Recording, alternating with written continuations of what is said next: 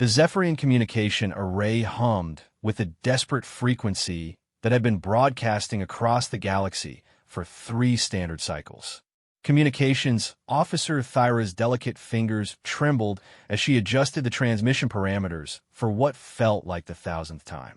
Her species, the Zephyrians, were known throughout the Galactic Confederation for their peaceful nature and advanced communication technologies. Their homeworld of Zephyr Prime was a paradise of floating crystal cities and gentle gravitational fields that allowed their gossamer wings to carry them effortlessly through the atmosphere. But paradise was burning. The Vorthak Dominion had arrived without warning, their massive dreadnoughts blotting out Zephyr Prime's twin suns. The first wave of attacks had shattered the outer defense platforms like glass ornaments, and now the crystal cities were falling one by one. Thyra watched through the communication center's transparent walls as another city plummeted from the sky, its anti-gravity generators destroyed by Vorthak plasma cannons. "Any response to our distress calls?" asked Commander Zelith, his normally melodious voice cracked with exhaustion. The Zephyrian military leader's usually pristine white uniform was torn and stained with the blue blood of his people. Thyra's head tentacles drooped in defeat. The Altarian Council says they're considering diplomatic solutions. The Centauran Republic claims they need more time to mobilize. The Rigelian Assembly. She paused, struggling to keep her voice steady. The Rigelians have gone silent entirely. Zelith's compound eyes reflected the fires burning in the distance. What about the Outer Rim territories? Most haven't responded. The few that have are too far away or too weak to make a difference. Thyra's voice became barely a whisper. There is one signal, though, from a system called Soul. It's strange. Strange how Thyra manipulated her console with practiced efficiency. The response came within minutes of our first distress call, but it's not from any recognized government. The signal originated from a planet called Earth, but the message is signed by something called the Human Defense Fleet. I've never heard of humans before. Commander Zelith studied the incoming data. Show me. The holographic display materialized above Thyra's workstation, showing a 3-dimensional star chart. The Sol system appeared as a small yellow dot in what most species consider the galactic backwater region. It was so far from the major trade routes and diplomatic centers that most civilizations had never bothered to explore it thoroughly. According to our databases, that system was surveyed approximately 400 cycles ago, Thyra reported. The initial report classified it as containing one marginally habitable world with primitive life forms. No signs of intelligence or technology. And yet they're responding to our distress call with promises of military aid? Zelith's voice carried a note of disbelief. Thyra nodded, her head tentacles swaying. The message was brief. It said, "Zephyrian friends, we hear your call. The cavalry is coming. Hold the line." I had to use the translation matrix 6 times before it made any sense. Before Zelith could respond, the communication center shook violently. Through the crystal walls, they could see another Vorthak dreadnought positioning itself above the city. The massive vessel, nearly 10 kilometers long, bristled with weapons designed to crack planetary crusts. Its dark hull absorbed light like a wound in space itself. "Sir, we're receiving a priority communication from the surface," reported another technician. "It's for the capital city. They're requesting immediate evacuation. The Vorthak are beginning their ground assault." Zelith closed his eyes for a moment, the weight of his species' survival pressing down on his shoulders. When he opened them again, they held the desperate resolve of a leader with no other options. "Send another message to this human defense fleet," he ordered. "Tell them we have perhaps 1 cycle before complete planetary occupation. If they have any intention of helping, it needs to be now." Thyra's fingers flew across her console. "Transmission sent, sir. But even if they respond immediately, how could they possibly reach us in time? Sol system is nearly 50 light years away." The question hung in the air like smoke from their burning world. Even the fastest ships in a galactic confederation couldn't cover that distance in less than several cycles using their most advanced hyperspace drives. Any species capable of faster-than-light travel still operated under the fundamental limitations of space-time physics. As if summoned by their despair, another violent tremor shook the communication center. This time, the lights flickered, and several of the crystal formations that powered their equipment cracked audibly. "Sir!" The technician's voice cracked with panic. Long-range sensors are detecting massive energy signatures approaching the outer system. It's the Vorthack reinforcement fleet. The holographic display shifted to show the sensor readings. Dozens of new contacts were emerging from hyperspace at the edge of the Zephyr system. Each signature represented a ship easily capable of reducing continents to molten slag. Thyra's hands shook as she processed the implications. "Commander, if those ships reach orbital position, they won't just occupy our world. They'll sterilize it completely." Zelith nodded grimly. The Vorthack Dominion was known throughout the galaxy for their scorched earth tactics. They took what they wanted, enslaved what they could use, and destroyed everything else. Entire civilizations had been reduced to radioactive asteroids when they stood against the Vorthack expansion. "How long until they reach attack formation?" Zelith asked. 6 hours, sir. Maybe 7 if they maintain their current approach vector." The commander looked out at his dying world, watching as streams of refugees fled the burning cities in whatever aircraft they could find. Many of the floating platforms had already fallen, taking thousands of Zephyrians with them. The surviving population was scattered across the planet's surface, hiding in caves and underground shelters that were never designed to withstand a prolonged siege. "Any word from humans?" he asked quietly. Thyra checked her console again, hope and desperation warring in her expression. "No, sir. The last transmission was sent 4 hours ago, but there's been no response." Another explosion rocked the communication center, closer this time. Through the crystal walls, they could see Vorthack ground forces advancing through the city streets.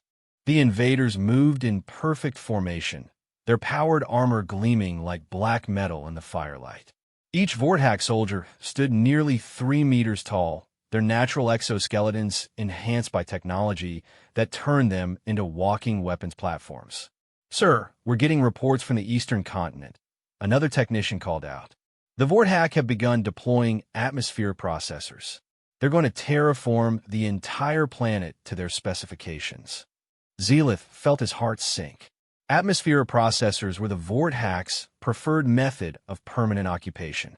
They would strip away Zephyr Prime's breathable atmosphere and replace it with the toxic gases that the Vorthack species required for survival. Any Zephyrians who survived the initial assault would suffocate within days. "Broadcast on all frequencies," Zelith ordered, his voice heavy with resignation. "All civilian populations are to evacuate to the deep caverns.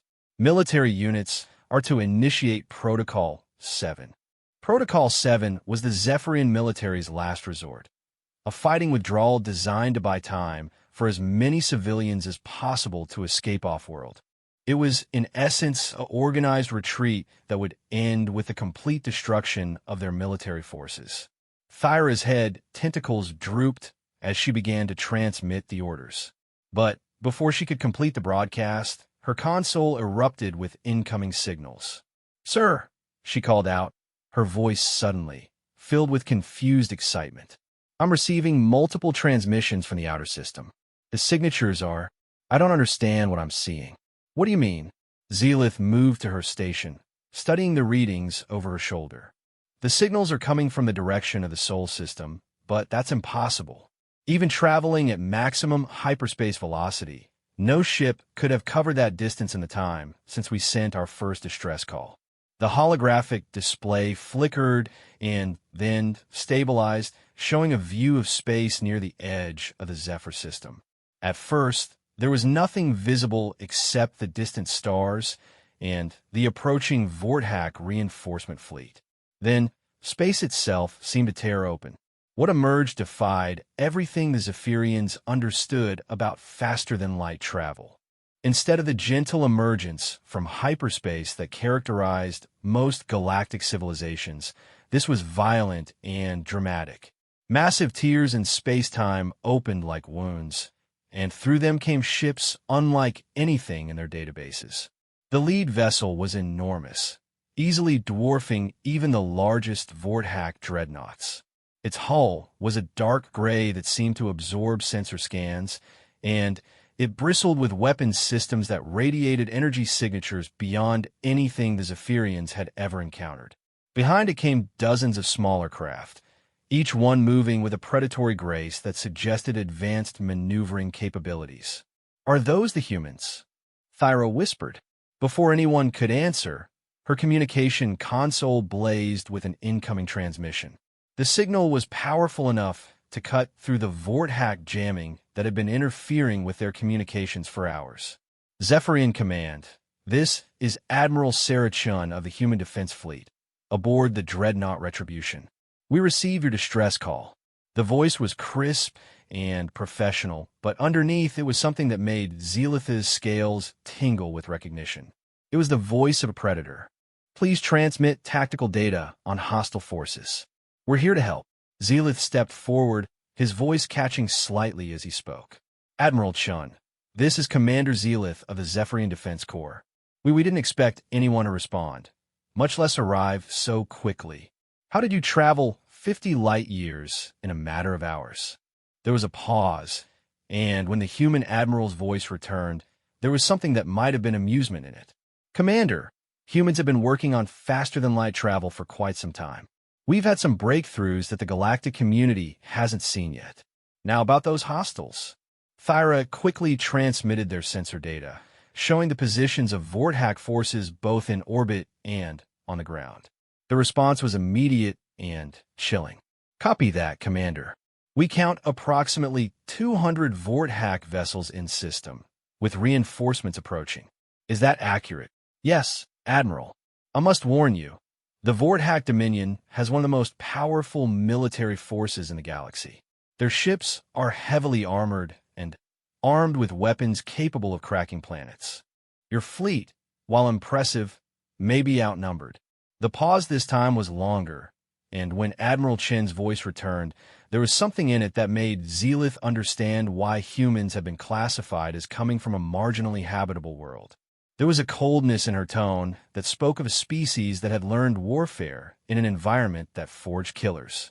"Commander Zealith, I appreciate the warning, but you should know something about humans.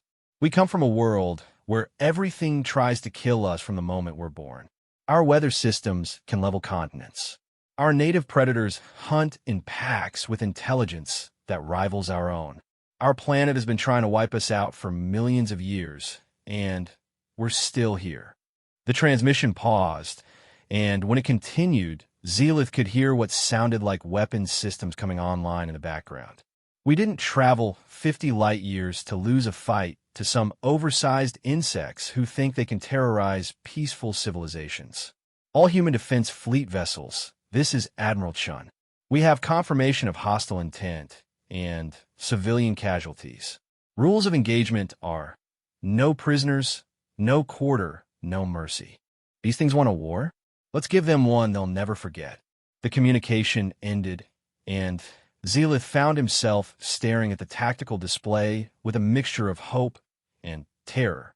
The human fleet was moving toward the Vorthack positions with a speed and coordination that suggested levels of military sophistication far beyond what should have been possible for a species that had been classified as primitive just 400 cycles ago. "Sir," Thyra said quietly, her voice filled with awe, "I'm reading massive energy buildups from the human ships. Whatever weapons they're carrying, they're charging them to levels that are off our sensor scales."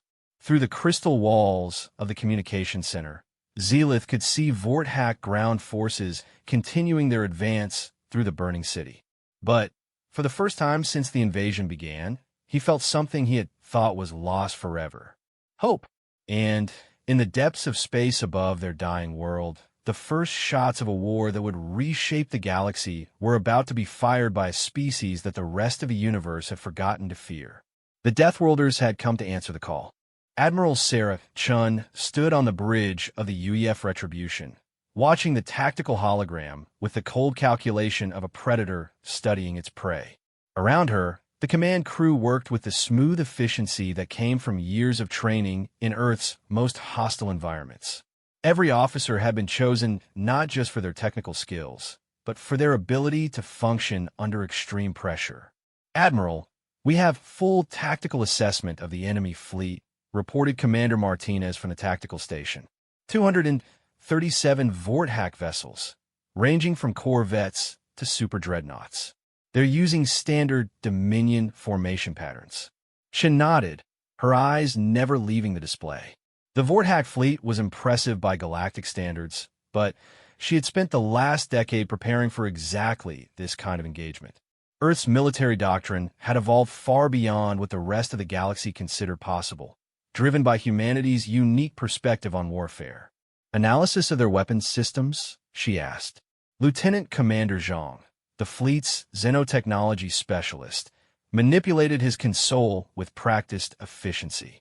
Plasma cannons, particle beam arrays, and kinetic bombardment systems. High energy output, but they're following predictable targeting algorithms. Their defensive systems are impressive, but rely heavily on energy shields. Any surprises?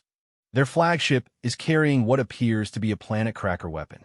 Based on energy signatures, it's designed to destabilize planetary cores. Chen's expression darkened. The Vorthack weren't just here to conquer Zephyr Prime. They intended to make an example of it. The complete destruction of an entire world would send a message to any other species considering resistance against the Dominion. "Combat weapons range?" she asked. 14 minutes at current approach vector, reported the navigation officer. Chun activated the fleet communication system.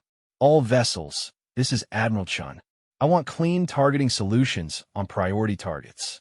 The Vorthack flagship is primary target alpha. Those atmosphere processors on the planet's surface are secondary targets. Everything else is fair game."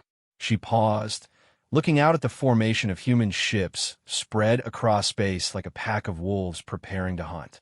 Each vessel represented the pinnacle of human engineering, built with technologies that had been developed in the pressure cooker of Earth's hostile environment.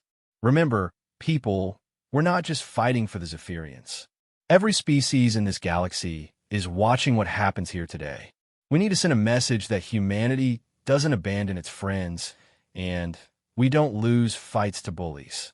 The response came from captains across the fleet, voices carrying the confidence of warriors who had trained for this moment their entire lives. UEF Prometheus, standing by. UEF Devastator, ready for combat. UEF Nemesis, weapons hot, and tracking targets. Chun allowed herself a thin smile. The human defense fleet had been humanity's secret project for the better part of 2 decades, ever since first contact with the galactic community had revealed the true nature of the universe. While other species had chosen to join the Galactic Confederation and follow its rules of limited warfare and diplomatic solutions, humanity had taken a different path. Earth had learned from its own history. When peaceful civilizations were threatened by aggressive empires, there was only one solution that worked: overwhelming force applied with surgical precision. "Admiral, incoming transmission from the Vorthack flagship," reported the communications officer. "They're demanding our immediate withdrawal from the system." "Put them through." The main screen flickered to life, showing a Vorthack commander in full battle armor.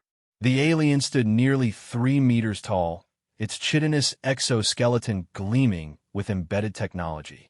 Forearms ending in razor-sharp claws gestured dismissively, while compound eyes regarded the human admiral with obvious contempt. "Unknown species, you're interfering with Dominion military operations," the Vorthack commander growled in heavily accented Standard Galactic. "Withdraw immediately or be destroyed." Chun leaned back in her command chair, studying the alien with the calm interest of a xenobiologist examining an insect. "I'm Admiral Sarah Chun of the Human Defense Fleet. You're conducting an illegal assault on a peaceful civilization. Withdraw your forces immediately or face the consequences." The Vorthack commander's mandibles clicked in what might have been laughter. "Humans, I have never heard of your species. You pilot primitive vessels and threaten the might of the Vorthak Dominion? Your ignorance is amusing. Our ignorance? Chin's voice remained calm, but there was something in her tone that made several bridge officers unconsciously step back. Let me educate you about humans, Commander. We evolved on a planet where the weather systems regularly produce winds strong enough to level cities. Our oceans contain predators the size of your largest ships. Our continents shift and collide with enough force to create mountain ranges. She stood up, moving closer to the screen. We've been fighting wars since before we could write. We've survived ice ages, asteroid impacts, and plagues that wiped out most of our species multiple times. We've turned warfare into an art form and military strategy into a science. The Vorthak commander's posture had shifted slightly, compound eyes focusing more intently on the human admiral. So, when you threaten peaceful civilizations like the Zephyrians, you're not just picking a fight with them. You're picking a fight with us. And we've been looking forward to meeting the famous Vorthak Dominion for quite some time. You speak boldly for a species commanding such a small fleet, the Vorthak replied, but there was less certainty in its voice now. Chin smiled, and it wasn't a pleasant expression. Commander, you're looking at our rapid response force. This isn't our fleet. This is just the ships we had in the neighborhood. The transmission ended abruptly as the Vorthak commander cut the connection. Chin turned to her tactical officer. How long until their reinforcements arrive? She asked. 6 hours, Admiral. But, sir, our intelligence suggests they're bringing another 400 ships. Good, Chin replied, settling back into her command chair. That should make this interesting. All ships, commence attack, run Alpha 7. Target their flagship first. Let's show the galaxy what humans do to bullies. The UEF Retribution led the charge, its massive hull cutting through space with deceptive grace. Behind it came the rest of the human fleet, ships with names like Vengeance, Defiance, and Righteous Fury. Each vessel had been designed with one purpose, to project human military power across interstellar distances. As the range closed, the first exchange of fire lit up the darkness of space. Vorthak plasma cannons reached out with streams of superheated matter, while particle beams lanced through the void with deadly precision. The energy output was staggering, enough to vaporize smaller asteroids. But the human ships didn't behave like any vessels the Vorthak had ever fought. Instead of maintaining formation and trading long-range fire, they scattered into unpredictable attack patterns. Some ships dove below the plane of battle, while others used micro-jump drives to appear suddenly at point-blank range. Admiral, UEF Prometheus reports successful penetration of enemy shields, Commander Martinez called out. They're using the new phase-shift torpedoes. On the tactical display, Chun watched as one of the smaller human ships materialized inside a Vorthak cruiser's defensive perimeter. The torpedoes it fired didn't impact the enemy shields. Instead, they passed through them using quantum phase technology that rendered them temporarily non-corporeal. The explosion that followed lit up space like a small star as the Vorthak cruiser's power core went critical. Excellent, Chun murmured. Signal the fleet, weapons free, all targets. Show them what happens when Deathworlders go to war. The battle that followed was unlike anything the galaxy had seen in centuries.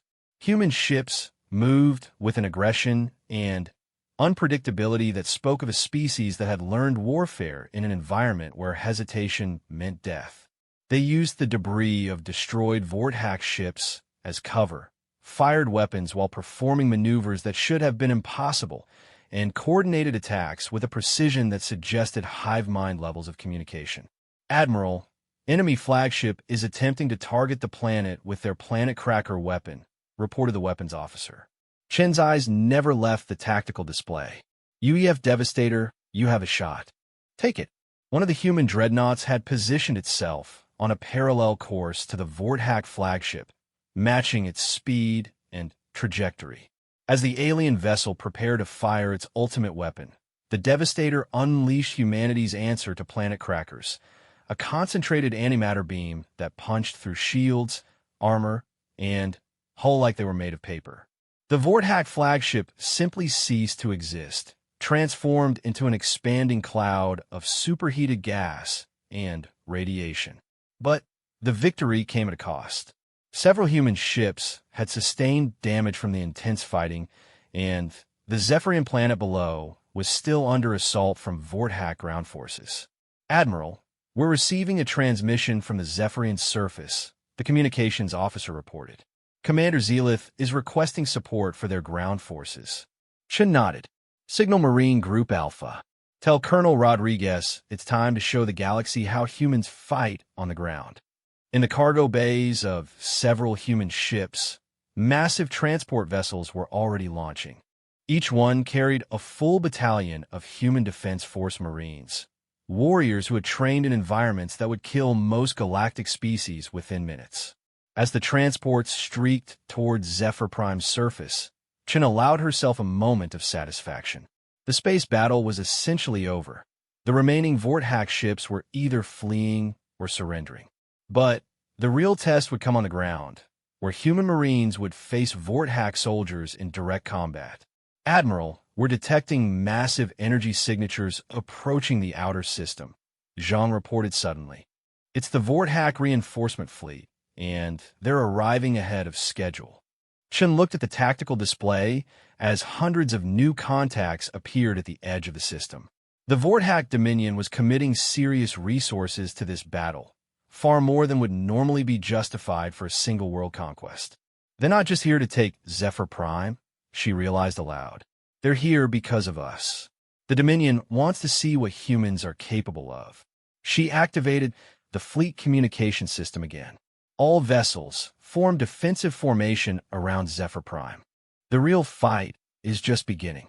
As the human ships maneuvered into position, Chen reflected on the irony of the situation. Humanity had spent centuries dreaming of finding other intelligent life in the universe. When they finally made contact, they discovered a galaxy full of peaceful civilizations terrorized by aggressive empires. It was exactly the kind of situation that humans had been preparing for their entire evolutionary history. "Admiral, Marine Group Alpha reports successful planetfall," the communications officer announced. "Colonel Rodriguez says they're engaging Vorthak ground forces now." Chen smiled grimly. The Vorthak were about to learn what happened when an apex predator species decided to wage war for someone else's freedom. And in the depths of space, 400 Vorthak warships were closing in, confident in their numerical superiority and technological advantage. They had no idea they were about to face the fury of a species that had turned survival into an art form.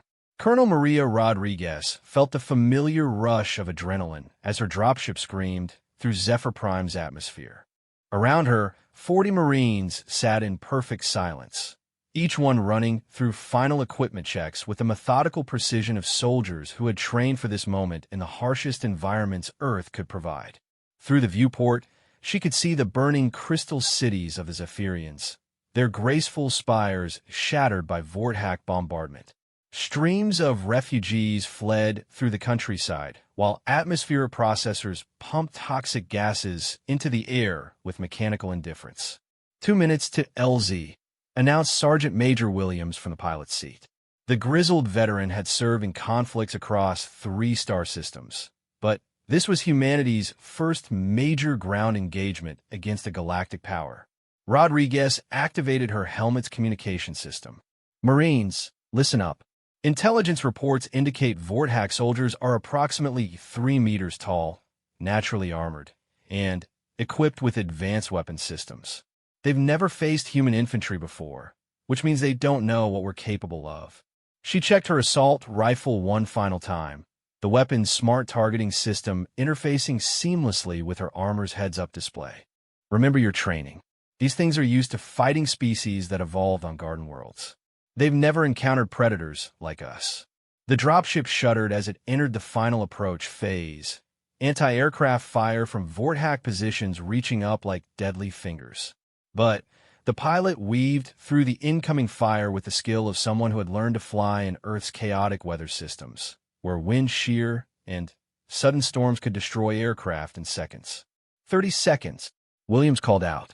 Through her helmet's external cameras, Rodriguez could see Zephyrian civilians huddled in a crystal formation that might have once been a school or community center.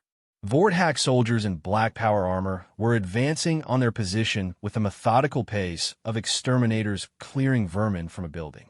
That's our primary objective, Rodriguez announced. Civilian evacuation zone. Secondary objective is the atmospheric processor facility 2 clicks northwest. The dropship touched down with barely a vibration, its landing systems absorbing the impact with hydraulic precision. The rear ramp dropped, and 40 human Marines poured out into an alien world under siege. The gravity was lighter than Earth normal, which gave the Marines an immediate advantage in mobility. But the air was already starting to turn toxic from the Vorthack processors, forcing them to rely on their armor's life support systems. Spread out, advance by fire teams, Rodriguez ordered. Remember, these things have never faced humans before. Use that. The first contact came within minutes. A patrol of 6 Vorthack soldiers rounded a corner of crystalline debris, their weapons systems already charging for what they assumed would be another easy massacre of fleeing civilians. Instead, they found Staff Sergeant Chin's fire team waiting in ambush. The engagement lasted exactly 7 seconds. Human weapons technology had advanced far beyond what the galactic community considered standard, but more importantly, human tactics had evolved in an environment where failure meant extinction. The Marines moved with a fluid coordination that spoke of countless hours training in Earth's most dangerous environments. When the smoke cleared, 6 Vorthack soldiers lay dead, their advanced armor pierced by weapons designed to penetrate anything short of starship hull plating. Contact report, Rodriguez requested over the tactical network. 6 hostiles down. No friendly casualties, Chin reported. Sir, these things fight like they've never encountered serious resistance before. They just walked into our kill zone like they were on parade. Rodriguez smiled grimly. The Vorthack Dominion had built its reputation by conquering peaceful civilizations with minimal resistance. They had never fought a species that considered warfare a survival skill. All teams, proceed to primary objective. Be advised, we have confirmed the enemy is inexperienced with human tactics. The Marines advanced through the burning city with the smooth efficiency of apex predators in their natural environment. They used the crystal formations for cover, moved through areas where the lighter gravity gave them mobility advantages, and coordinated their attacks with a precision that seemed almost telepathic to outside observers. Within an hour, they had cleared a safe corridor to the civilian evacuation zone and were loading wounded Zephyrians into medical transports. But the real test came when they reached the atmospheric processor facility. The structure was a massive industrial complex that stretched across several square kilometers, protected by automated defense systems and a full company of Vorthack soldiers. Intelligence estimates suggested it would take a full battalion to assault the facility successfully. Rodriguez had 40 Marines. Sir, we're seriously outnumbered here, observed Lieutenant Parker, studying the tactical readouts on his armor's display. Enemy strength is estimated at over 200 hostiles. Correct, Lieutenant, Rodriguez replied calmly. They outnumber us 5-1. She paused, checking her weapons ammunition counter. Almost feels sorry for them. The assault on the atmosphere processor began with a demonstration of why human military doctrine emphasized adaptability over standardized tactics. Instead of a direct frontal assault, the Marines split into 4 teams and approached from directions that the Vorthack hadn't considered defendable. Team Alpha rappelled down from floating crystal formations that the Vorthack had dismissed as too unstable to support infantry. Team Bravo approached underwater through flooded sections of the city, using rebreathers and swimming skills that most galactic species couldn't match. Team Charlie used the facility's own toxic gas clouds as cover, their armor's life support systems allowing them to operate in environments that would kill unprotected life forms in minutes. Team Delta, led by Rodriguez herself, simply walked through the front gate. The Vorthack guards had been expecting an attack from the civilian evacuation zone, where human forces had been operating. They hadn't anticipated an assault from the direction of their own base camps, and their weapons systems were positioned accordingly. Rodriguez's team moved through the facility's outer defenses like ghosts, using stealth technology that had been developed for operations in environments where detection meant death. By the time the Vorthack realized they were under attack from multiple directions, it was too late to reorganize their defenses effectively. The battle for the atmospheric processor facility became a case study in human military tactics. Marines used the facility's own industrial equipment as weapons, turning processing pipes into improvised explosives and using the complex's internal transportation system to outflank enemy positions. When Vorthack soldiers tried to establish defensive positions, they found themselves facing attacks from directions they hadn't considered possible. Humans emerged from ventilation systems, dropped from overhead catwalks, and used the facility's own toxic atmosphere as cover for movements that would have been suicide for any other species. Team Alpha has secured the primary processing center, Parker reported, shutting down atmospheric processors now. Team Bravo has control of the main computer systems, added Sergeant Lopez, downloading all data on Vorthack operations in this sector.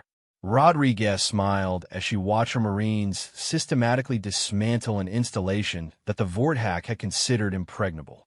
Around her, the toxic atmosphere was already beginning to clear as the processors shut down one by one. All teams, prepare for extraction, she ordered. We have incoming from space. Through her armor's external sensors, she could see the massive shapes of Vorthack reinforcement ships entering orbit around Zephyr Prime. The space battle above was intensifying as Admiral Chen's fleet engaged the arriving Dominion forces. But on the ground, the message had been sent clearly. Human Marines had destroyed a heavily fortified Vorthack facility with minimal casualties, rescued thousands of civilians, and done it all with a force that the enemy had outnumbered 5-1. As extraction ships arrived to evacuate both Marines and Zephyrian civilians, Rodriguez took a moment to survey the battlefield. Vorthack soldiers lay scattered throughout the facility, their advanced armor and weapons no match for the tactical superiority of a species that had learned warfare in Earth's unforgiving crucible. Colonel, her communications officer reported, we're receiving priority transmissions from Admiral Chen. The enemy reinforcement fleet is larger than expected. She's requesting immediate return to the ships. Rodriguez nodded, but her attention was caught by movement in the facility's command center. Through the transparent walls, she could see several Vorthack officers studying holographic displays that showed tactical information about human forces. Sergeant Major, she called to Williams. Delay extraction by 10 minutes. I want to know what they're looking at. Williams coordinated with the other team leaders while Rodriguez infiltrated the command center. What she found there made her blood run cold with understanding. The displays showed detailed analysis of human weapons, tactics, and capabilities. But more importantly, they showed star charts marking the location of Earth and every human colony in known space. The Vorthack weren't just studying human forces for this battle. They were planning a full-scale assault on humanity itself.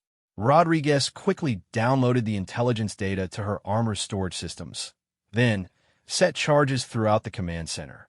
As she and her Marines evacuated to the extraction ships, the facility erupted in a series of explosions that lit up the alien sky. But the information she had discovered changed everything. The battle for Zephyr Prime wasn't just about saving one peaceful civilization from conquest. It was about preventing the Vorthack Dominion from launching a preemptive strike against Earth itself. As her transport ship lifted off toward the orbital battle zone, Rodriguez opened a priority channel to Admiral Chen. Admiral, this is Colonel Rodriguez. I have urgent intelligence about Vorthack intentions. They're not just here to conquer Zephyr Prime. They're planning to attack Earth. The response came immediately, and Rodriguez could hear the sound of weapons fire and tactical orders being shouted in the background. Copy that, Colonel. We're currently engaged with 400 Vortex ships, and they're bringing in more. Whatever they're planning, we need to stop it here. Rodriguez looked out at the space battle raging above Zephyr Prime, where human ships danced between enemy formations with deadly grace. Each vessel represented the pinnacle of human military engineering, crewed by warriors who had trained their entire lives for this moment. But 400 ships was a significant portion of the Vortex Dominion's total fleet strength. They wouldn't commit that many resources unless they considered humanity an existential threat to their empire, which meant that Earth's emergence onto the galactic stage had fundamentally changed the balance of power in the galaxy. And the Vortex intended to eliminate that threat before it could grow stronger. As Rodriguez's transport docked with the UEF Retribution, she realized that the battle for Zephyr Prime was just the beginning. Humanity had answered a distress call from strangers and found themselves at war with one of the most powerful empires in the galaxy. But they had also proven something important. Humans didn't lose fights to bullies, no matter how big those bullies thought they were. Admiral Chun studied the tactical hologram with the calculating gaze of a predator that had just realized it was being hunted. Around her, the UEF Retribution's bridge hummed with activity as 400 Vortex warships closed in on the human fleet from multiple vectors. Admiral, Colonel Rodriguez is aboard, reported Commander Martinez. She has intelligence on Vortex strategic intentions. Shin nodded, never taking her eyes off the display. Patch her through to tactical. Rodriguez's voice came through the communication system with urgent precision. Admiral, the Vortex have detailed star charts of human space. This isn't just about Zephyr Prime. They're planning a full invasion of Earth and our colonies. The information confirmed what Chun had already begun to suspect. The Vortex response was far too large for a simple territorial dispute. They were treating humanity as a strategic threat that needed to be eliminated.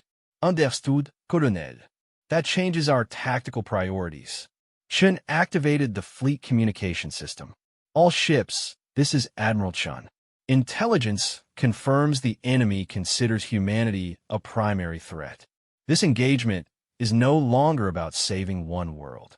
It's about preventing a preemptive strike against Earth. She paused, watching as the Vortex fleet continued its approach. The enemy was using a classic encirclement strategy, counting on numerical superiority to overwhelm human forces. All vessels, implement Protocol Omega. We're going to show these insects what happens when they threaten our home. Protocol Omega was humanity's most aggressive naval doctrine, developed from lessons learned in Earth's deadliest conflicts. Instead of traditional fleet formations, human ships would operate as independent hunters, using their superior technology and mobility to pick apart larger enemy formations.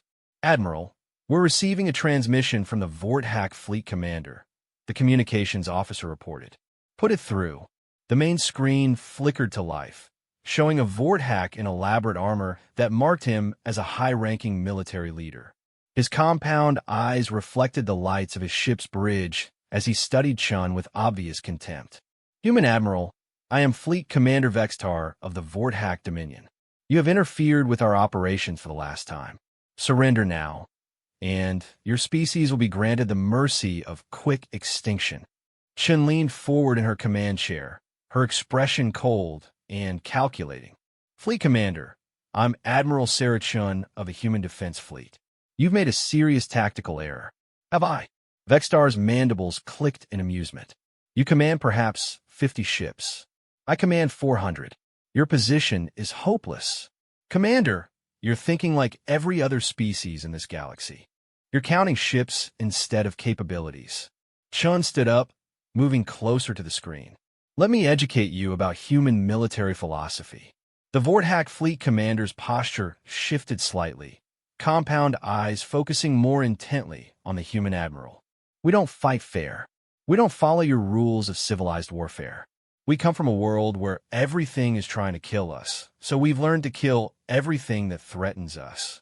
Chen's voice carried the cold certainty of a species that had climbed to the top of their world's food chain through sheer lethality. More importantly, Commander, you've just threatened our homeworld. That was a mistake.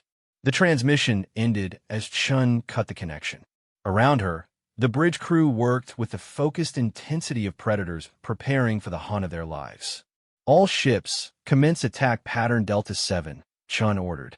Target their command vessels first. Let's cut the head off this snake. The human fleet scattered like a pack of wolves, each ship moving on an independent vector toward different sections of the Vorthak formation. Instead of maintaining formation and trading long-range fire, they dove straight into the enemy fleet with an aggression that defied galactic military doctrine. The UEF Prometheus materialized inside the Vorthak formation using microjump technology, its weapons systems already locked onto a heavy cruiser. The antimatter torpedoes it fired punched through shields and armor like paper, turning the massive alien vessel into an expanding cloud of superheated gas. The UEF Devastator used a different approach, employing gravitational manipulation technology to create artificial gravity wells that pulled Vorthak ships out of formation. As enemy vessels struggled to regain control, the Devastator's particle beam arrays carved through them with surgical precision. Admiral, enemy fleet is attempting to reform into defensive positions, Martinez reported. Chen watched the tactical display with satisfaction. The Vorthak were trying to implement standard galactic defensive doctrine, grouping their ships into mutually supporting formations with overlapping fields of fire. It was exactly what she had expected. Signal the stealth frigates, she ordered. Time for Phase 2. 6 human ships that had been running silent suddenly appeared on sensors throughout the Vorthak fleet. They had been hiding among the debris of destroyed vessels, using advanced stealth technology that rendered them effectively invisible until they chose to attack. The stealth frigates launched coordinated strikes against the Vorthak command ships, targeting bridge sections and communication arrays with weapons designed to decapitate enemy command structures. Within minutes, the alien fleet's coordination began to break down as individual ship commanders lost contact with their superiors. But the Vorthak were not defenseless. As the human assault continued, they began to adapt their tactics, using their numerical superiority to surround and overwhelm individual human vessels. Admiral, UEF Valiant is taking heavy fire, reported the communications officer. Captain Morrison requests immediate support. Chen studied the tactical display. The Valiant was surrounded by 8 Vorthak heavy cruisers, their combined firepower slowly overwhelming the human ship's defenses. UEF Nemesis, UEF Fury converge on Valiant's position. Show them what happens when they corner a human ship. The 2 human dreadnoughts arrived at the Valiant's position like avenging angels, their weapons systems charging to maximum power. But instead of engaging the Vorthak ships directly, they implemented a tactic that had been developed in Earth's most brutal naval conflicts. Working together, the 3 human ships created a triangular formation and began rotating around a common center point. Their combined fire created a sphere of destruction that no enemy vessel could survive entering, while their coordinated movements made it impossible for the Vorthak to target any single ship effectively. The tactic was called a death spiral, and it had been perfected in conflicts where human naval forces were regularly outnumbered but needed to survive until reinforcements could arrive. Within 10 minutes, all 8 Vorthak cruisers had been destroyed, their wreckage forming a metallic graveyard around the 3 human ships. Admiral, we're receiving multiple distress signals from across the galaxy, the communications officer announced. It appears the Vorthak are launching simultaneous attacks on 17 different systems. Chun felt a chill of understanding. The assault on Zephyr Prime wasn't an isolated incident. It was part of a coordinated offensive designed to expand Vorthak territory while testing human capabilities. Signal Earth Command, she ordered. Priority Alpha transmission. Inform them that the Vorthak Dominion has initiated galaxy-wide military operations. Request immediate deployment of second and third fleets. As the space battle continued to rage around Zephyr Prime, Chen realized that humanity was facing its first true test as a galactic power. The Vorthak weren't just attacking one peaceful civilization. They were challenging the entire balance of power in the galaxy. And they had made the mistake of threatening Earth in the process. "Admiral, enemy reinforcements are arriving," Zhang reported. Another 200 ships just dropped out of hyperspace. Chen looked at the tactical display as the odds against humanity grew even worse. 600 Vorthak ships against 47 remaining human vessels. Any other species would have retreated, hoping to escape with minimal losses. But humans weren't any other species. "All ships implement final protocol," Chen announced. "We're going to finish this." What followed was a demonstration of why humanity had risen to dominance on one of the galaxy's most dangerous planets. The human ships didn't retreat or attempt to escape. Instead, they pressed their attack with an intensity that bordered on madness. The UEF Retribution led the charge, its massive hull cutting through enemy formations like a knife through flesh. Behind it came the rest of the human fleet, ships with names like Vengeance, Defiance, and Righteous Fury, each one crewed by warriors who had trained their entire lives for this moment. The battle that followed became legendary throughout the galaxy. Human ships used tactics that defied conventional military wisdom, employing everything from ramming attacks to using destroyed enemy vessels as improvised weapons. They fought with the desperate fury of a species that understood that defeat meant extinction. But, more importantly, they fought with the cold calculation of apex predators that had never lost a war. As the final Vorthak ship exploded in a brilliant flash of light, Chen allowed herself a moment of satisfaction. The human fleet had been reduced to 12 operational vessels, but they had destroyed the entire Vorthak armada. "Admiral, we're receiving transmissions from across the galaxy," the communications officer reported. "Multiple species are reporting that Vorthak forces have withdrawn from their attacks. It appears the Dominion is recalling all forces to their core territories." Chen nodded, understanding the implications. The destruction of their largest fleet had sent a clear message to the Vorthak leadership.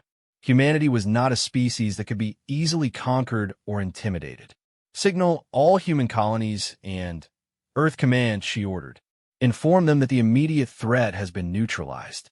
But we need to prepare for the next phase of this conflict." On the surface of Zephyr Prime, the atmosphere processors had been shut down, and Vorthak ground forces were in full retreat. Commander Zelith stood among the ruins of his capital city, watching as human transport ships evacuated the last of the wounded civilians. "Admiral Chun," he said over the communication link, "my people owe humanity a debt we can never repay. You answered our call when no one else would." Chen's voice came through with the exhaustion of someone who had just fought the battle of their lives. "Commander, we didn't come here for gratitude. We came here because it was the right thing to do." She paused, looking out at the wreckage of the Vorthak fleet scattered across space around Zephyr Prime. "But more than that, we came here to send a message to every aggressive empire in this galaxy. Peaceful civilizations are under our protection now. Anyone who threatens them will face the consequences." As the human fleet began its journey back to Earth, carrying with them detailed intelligence about Vorthak military capabilities and strategic intentions, Chen reflected on what had been accomplished. Humanity had answered a distress call from strangers and found themselves at war with one of the galaxy's most powerful empires. But they had also proven something important about their species. Humans didn't abandon their friends, and they didn't lose fights to bullies, no matter how big those bullies thought they were. The Deathworlders had come to answer the call, and the galaxy would never be the same again. In the depths of space, as human ships prepared for the long journey home, the message spread across the galactic communication networks. There was a new power in the galaxy, one that had emerged from a world so hostile that it had forged its inhabitants into living weapons. and that power had just declared its intention to protect the innocent and punish the aggressive. The age of human dominance in galactic affairs had begun.